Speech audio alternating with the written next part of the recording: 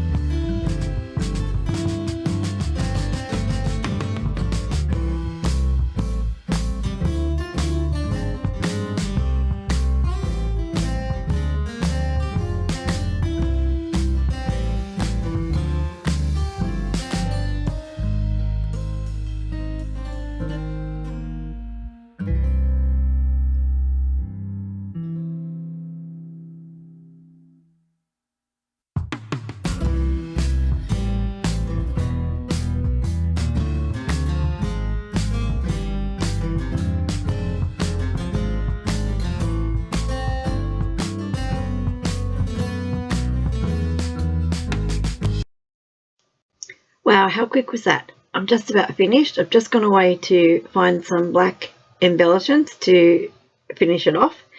But that was like 20 minutes in total. That is so quick. And it was so quick because starting with a base page, it made it so much easier to select my coordinating papers and embellishments. I already had the theme and the colour, so it was really, really quick selecting the things to go with the base page. And look, I even got a flare on there. I got the flare on there and I used the washi. Amazing, amazing, amazing. Okay, we won't mention the crooked title. I think it's the C that's up a little bit higher than the rest of it. And also, when I put the pie on, I didn't leave room for the dot of the I, and it will get lost on the U above it. So I just used a little heart puffy enamel dot thing. And yeah, so I'm really pleased with how this came together, and it was really, really fast. So base pages are amazing. It's a definite excellent starting point for some quick scrapping. So yeah, I hope you've liked this. If you have liked the video, please give it a thumbs up. If you're not already a subscriber, please subscribe and hit that notify bell so you know when my next video comes out. Thanks for watching and have a scrap happy day. Bye.